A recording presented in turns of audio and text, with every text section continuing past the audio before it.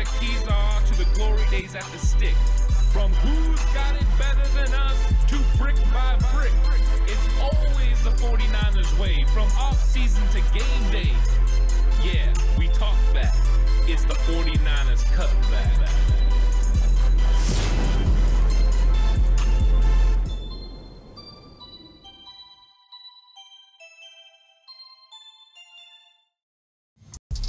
It's 49ers Cutback Podcast time. Welcome to the show, everyone. Ready to talk about offensive free agent targets for the San Francisco 49ers. Free agency is rapidly approaching, and the 49ers have some decisions to make. Who are they going to bring back? Who is going to fill the holes that they have left on offense? And we know that everyone wants certain positions taken care of. Offensive line is definitely one of the most pressing. 49ers just decided that they were going to bring back Colton McKivitz on a one-year extension worth $7 million. And a lot of people not so happy about Colton McKivitz coming back. And yes, Colton McKivitz coming back. What does that mean? Well, we'll talk about that in just a second before we talk about offensive line. But there's other positions as well. John Lynch has already brought up that they need tight end too. Is it going to be Cameron Latu? Is it going to be Braden Willis, who they spent draft picks on last season?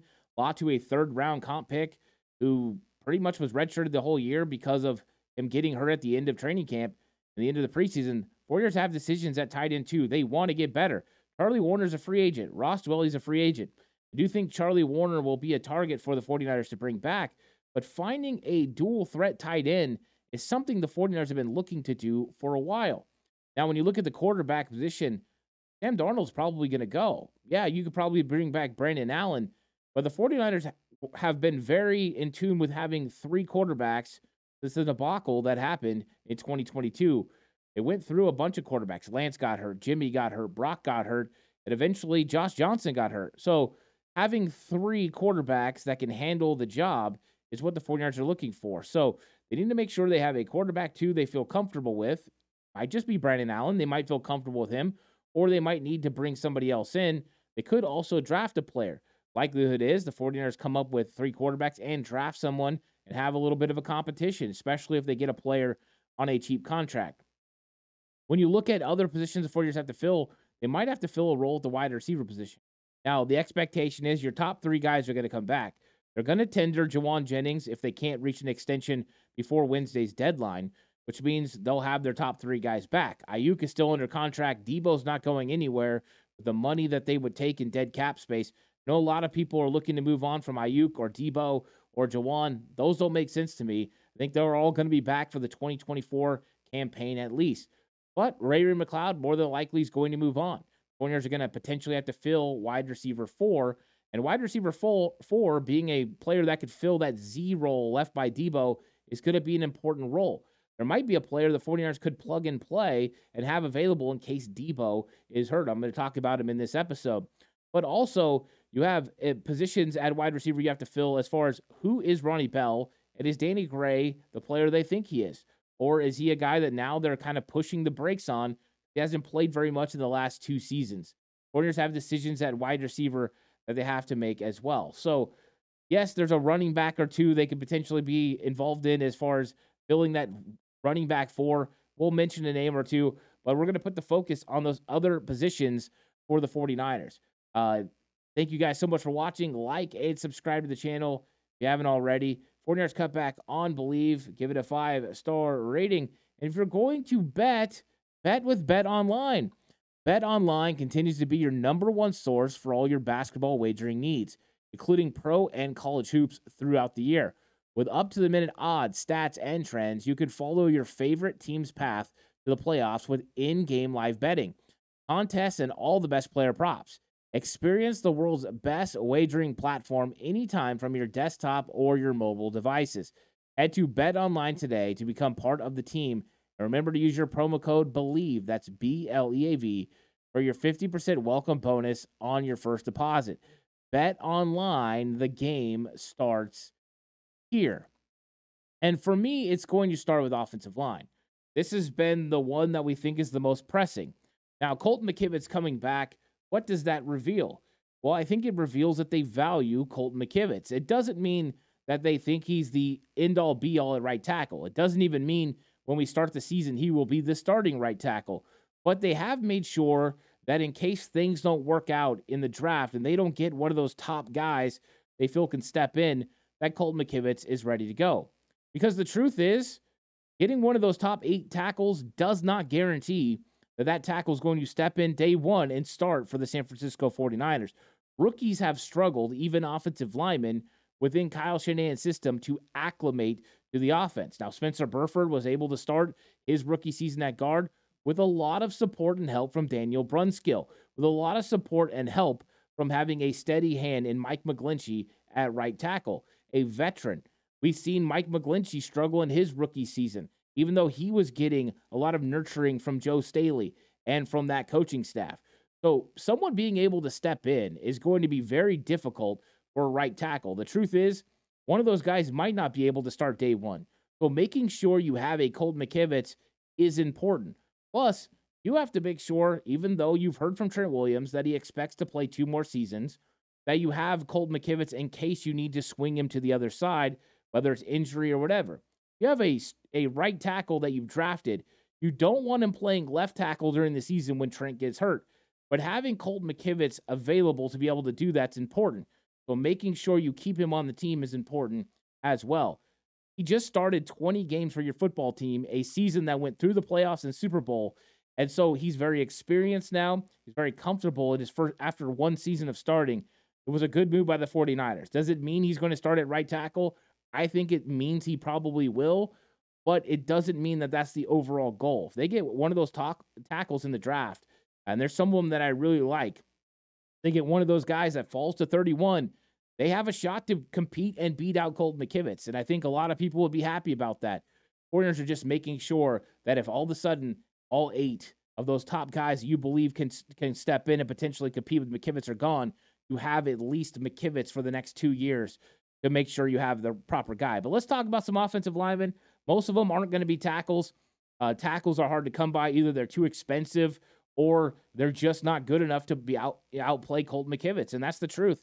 McKivitz got 34th best offensive tackle money. I think that's pretty equivalent to what he is, and I think the 49ers know they got the same play out of him they got out of Mike McGlinchey the year before, almost identical numbers across the board. But let's start at guard with a high-priced guy that's been linked to the 49ers a ton, and that's Robert Hunt.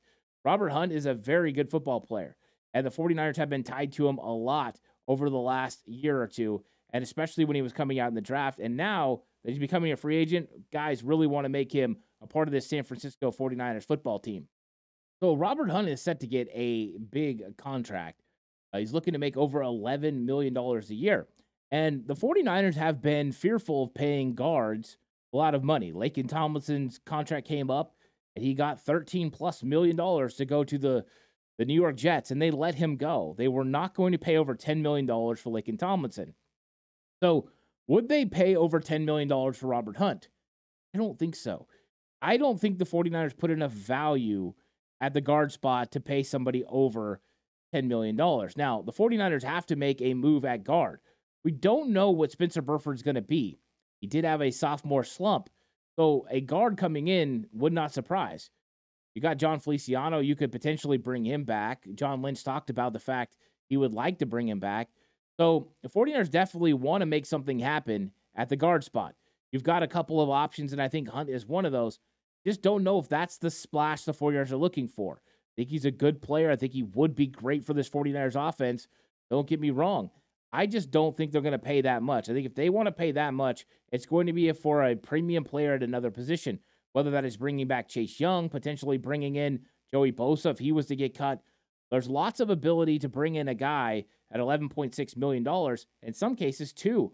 I mean, this could pay for Azeez Al-Shire. This could pay for Oren Burks. You could just completely handle your linebacker position in one failed swoop. So the 49ers are very high on Aaron Banks. Don't know how they feel about Burford now, but we know Feliciano could come in on a cheaper deal, and you could get some pretty good production out of him. So I look for the 49ers to not go high-priced at guard, which means I don't think Robert Hunt is a legitimate option. Now, Dalton Reisner from the Minnesota Vikings, I'm actually very surprised the Vikings haven't already reached an extension with them, because he would fit what the 49ers like to do. He plays in a similar scheme right now. He does a good job of blocking, to the second level. He's pretty good in pass protection as well. So Dalton Risner, to me, would make a lot of sense for the 49ers. Just are they willing, once again, to pay the money? I think Reisner's bill wouldn't be as big as Robert Hunt, which makes him at least potentially where the 49ers could strike. $7 million like they gave to Colton McKivitz just might get it done. So I think he's an option for the 49ers at guard. Laken Tomlinson, and this is one because he's played for the 49ers before. This one makes sense. I think you could also see him potentially somewhere like Houston. That would make a lot of sense, bringing him in and playing him next to Laramie Tunsil. I think there's going to be some positions where Laken Tomlinson could go, make a decent amount of money. But if he's looking to have a reunion with the San Francisco 49ers, it gets a little bit interesting. The 49ers are set at left guard with Aaron Banks, at least for one more season. Banks is entering the last year of his contract. So the 49ers don't really need left guard. They need right guard. Would Tomlinson be interested in moving to the other side? That could be a hang-up in him potentially wanting to come back to San Francisco. Would the 49ers want to move Aaron Banks to right guard after 2 years of building himself at left? Banks was very good early on in the year last year, and then he struggled a little bit once he started dealing with injuries. Are the injuries the reason Banks struggled? If that's the case, 49ers might be very willing to roll with him. If they believe he's hit his ceiling and that's the best we're going to get out of Banks, they might look at this as an opportunity to bring Laken Tomlinson in and improve at the position, in which case he would make sense. Now, Tomlinson was set to make a lot of money. Is he going to be okay with taking a lower amount of money to come back to San Francisco and then pay high taxes in a very not so friendly tax area?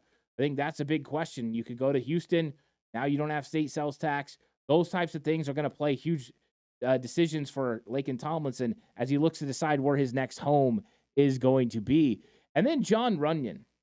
And John Runyon, of course, his dad played in the NFL. He's been playing for the Green Bay Packers. And he had a very slow start to his season last year. But down the stretch, John Runyon was a part of one of the better offensive lines in pass protection in the entire league. They played fantastic, and Runyon really elevated his game.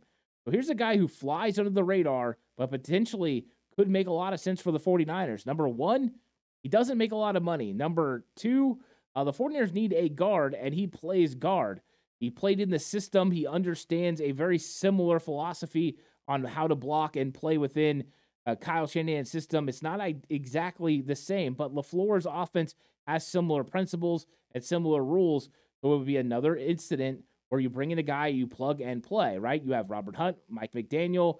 He understands exactly how the system would be. Dalton Risner, you got that system there, very similar to what the 49ers do. You got Laken Tomlinson come from the Jets, very same system, but also he played for Kyle Shanahan. And then John Runyon, like-minded guys who play within the scheme and speak the same language. Terminology-wise, it wouldn't be that hard, which means they already understand the elements to the game and the blocking style the 49ers run.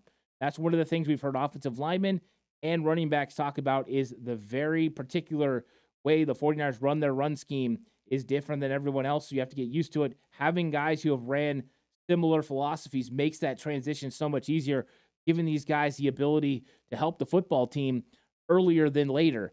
So I think those guys are options for the 49ers at offensive line. Now let's look at the quarterback position, and I think the quarterback position is pretty interesting because Sam Darnold's more than likely going to leave. He made $4.5 million last year. Would the 49ers be willing to pay a quarterback more than $4.5 million? If they are, then Gardner Minshew makes a lot of sense. We just seen Gardner Minshew play a tremendous amount of snaps for the Colts and do a really good job and help them continue to play well. I think when it comes to Gardner Minshew, that the 49ers, if they were willing to pay $5.5 million, could probably get Gardner Minshew as a backup for Brock Purdy. That's probably the best available backup out there. So if they're willing to pay that amount, they might be able to lure Gardner Minshew. But I have a feeling the 49ers are looking for cheaper options at the quarterback position. They've got to find places to skimp so they can pay other areas. So I don't think Gardner Minshew ends up being that guy, even though I think he would be the best possible backup quarterback for the 49ers. So let's look at a guy that makes a lot of sense, somebody like Tyrod Taylor. Tyrod's been around for a while. He can win you football games. He's mobile. He can create outside the pocket, but he's been around the league. He's seen it all. Pretty good accuracy, has had a lot of success when he's actually played. He's a guy that's expected to make about $3.3 million on the open market. Veteran help for Brock Purdy in the locker room. I think that's a key as well when you're looking for a veteran, a backup quarterback. I think, it makes a lot of sense for Brandon Allen. It makes a lot of sense in this case for Tyrod Taylor, someone the 49ers could look at potentially putting behind Brock Purdy. Marcus Mariota. Now, this one, Mariota has a lot of ability, but we know Kyle was interested in him a couple years ago when he was with Las Vegas. And now you've got where you brought in another young mind, Mick Lombardi. Could this be a reason to bring in Mariota? He's very familiar with them. Now, when Mariota's right, he's the guy that can be highly accurate and can definitely help your football team get through football games and manage the game. So I think, once again, Mariota would make sense. It's a veteran who's been around the league for a while, understands different locker rooms and different settings, would fit nicely in the 49ers locker room. This is a great fit for him as far as locker room presence. I think he would do good. I think he would actually rise to the occasion.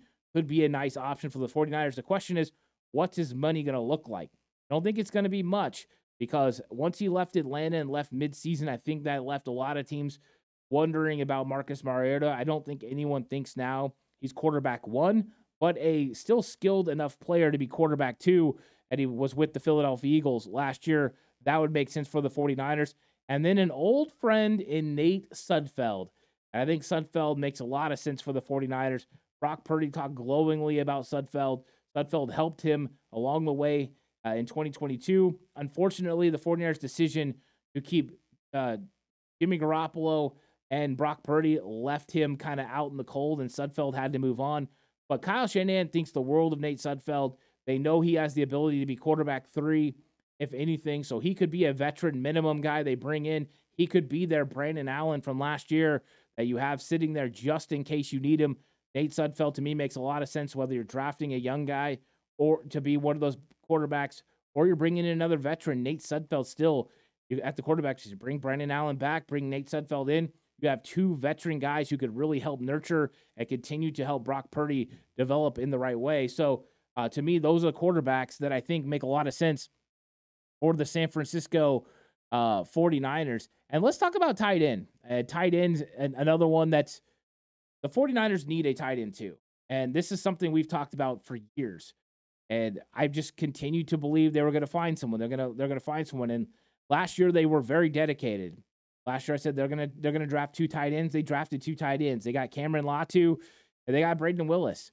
And Latu just really had a really bad case of the drops in training camp. He was struggling. He struggled in the preseason a little bit, made a couple good catches. Team really rallied behind him. I love to see that. But then Braden Willis continued to elevate his game through the season, became a good blocker, and really got some time even during the Super Bowl as Ross Dwelley got hurt before the playoffs and was put on IR. But the 49ers, are they willing to hedge their bets that Cameron Latu and Braden Willis are good enough to be the tight end 2 and 3? I think this is one that the 49ers are nervous about because they've been looking for a guy that's going to be dual threat. And I think Latu has the ability to be a good receiving tight end in this league as he continues to develop. And we've seen guys take jumps from year 1 to year 2 for the 49ers. But how good of a blocker is he going to be? I didn't see it on film yet. The guy's transitioned late in his career from defensive end to tight end. So he's not that great of a blocker right now.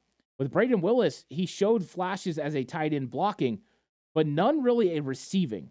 And I think that's a big question for the 49ers. Can you have a guy that's not a threat, a dual threat? Charlie Warner is a very good blocker. In fact, I want Charlie Warner back to block. But can you get a guy that's more dual threat? So when I'm looking for tight ends that are on the open market, I'm looking for two things. Number one, they have to be dual threat. They have to be able to block, and they have to be able to catch.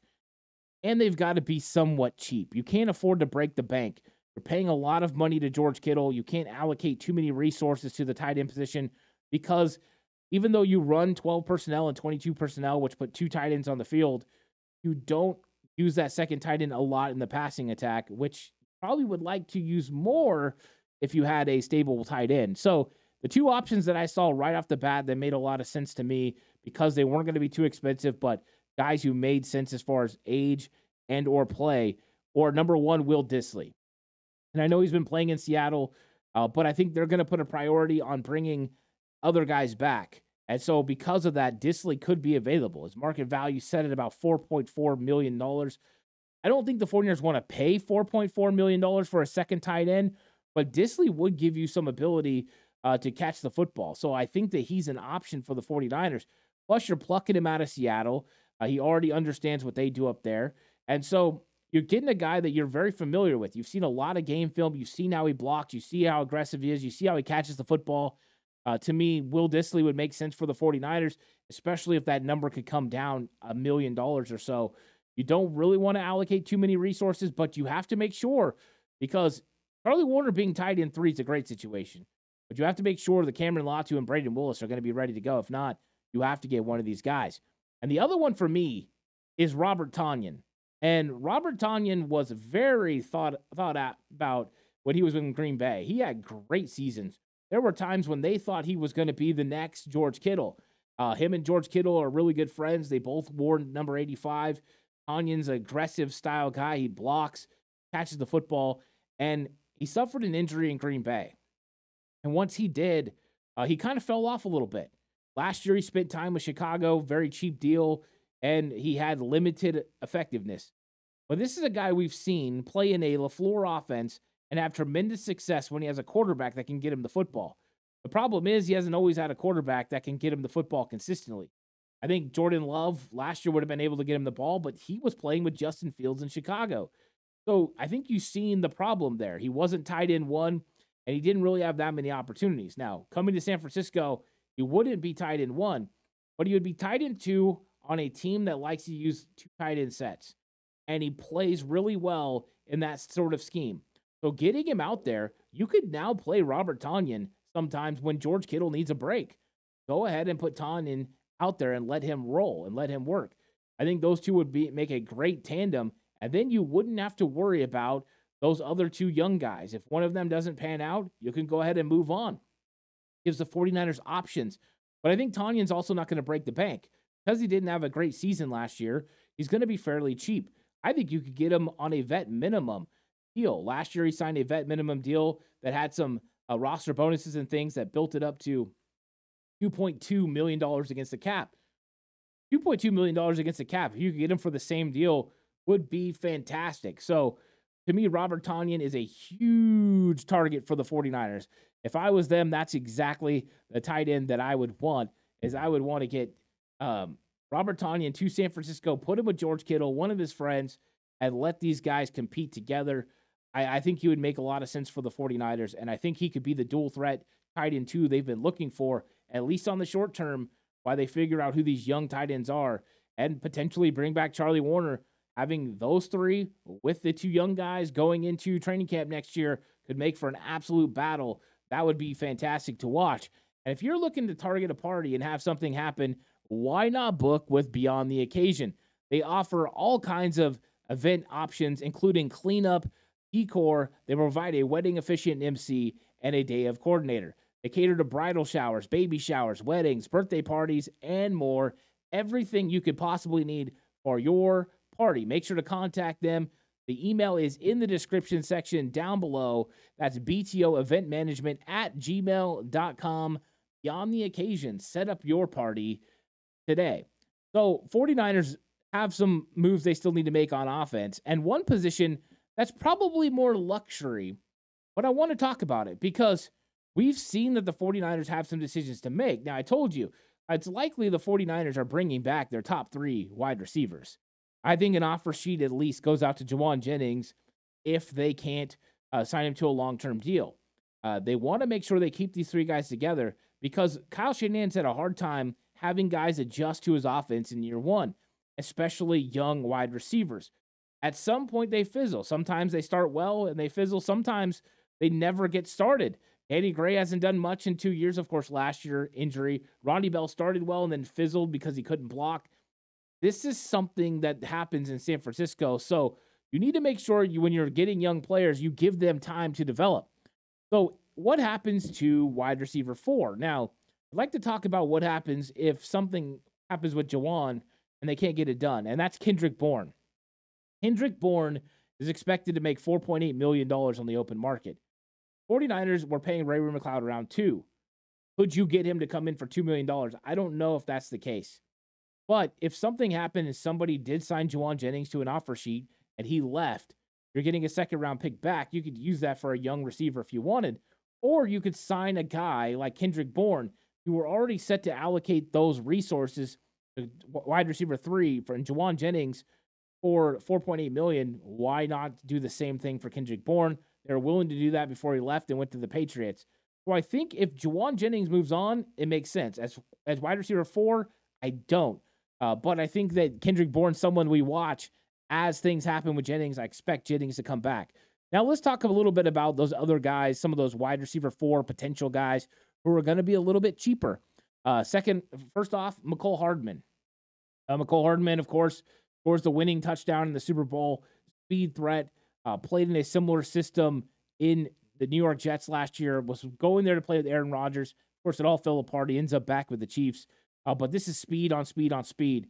And the 49ers are looking for a guy that they can have handle their kick and punt return situations. Mecole Hardman could be that guy.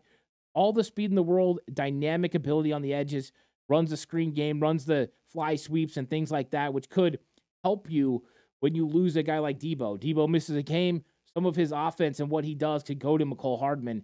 So I think him as wide receiver 4 makes a lot of sense between what he can do in your offensive scheme and what he can do on special teams. What will his number look like? Not sure. But to me, Mecole Hardman would make a lot of sense for the 49ers with some of the things he could do. And because your Danny Gray experiment hasn't worked out, he could be your Danny Gray. And maybe you just move on from Danny Gray if you brought in a guy like Mecole Hardman. Now, the next one is going to be one of the ones that you've been on this channel. You know I've wanted this guy on the 49ers for a long time. It started in the draft. I was scouting wide receivers from Colorado, and that's when I first saw this guy, Laviska Shenault. And I think Laviska Shenault is a perfect fit for the San Francisco 49ers. Went to Jacksonville in the draft. They did okay with there. Then Urban Meyer didn't know what to do with him, and then eventually shipped him to Carolina. Now, he's had injury concerns, but that's part of the reason why I like him for the 49ers, because I think he's going to be cheap. But Laviska Shenault is a guy that has positionless ability. He has the ability to play Z receiver behind Deebo Samuel better than any other player in this league. I believe he has Deebo-like skills as far as he can run plays out of the backfield. He can go ahead and he can get fly sweeps. He can catch screens. He's got the ability to go down the field. He's the most like Deebo. Now, he's not Deebo. No one is. He's Deebo light. But you don't want to lose parts of your offense, right? Kyle Shanahan has talked about the fact that when Deebo goes down, you lose part of your offense. Laviska Shenault allows you to not lose parts of your offense because he can do those things. Go back and watch his college film. He did those things. Watch some of his film from in the NFL. He did those things. So to me, this would be a low-priced, high-reward type player in Laviska Shenault. Now, he did not have a good year last year in Carolina. He only played 8 games. It wasn't his best opportunity to get time on the field.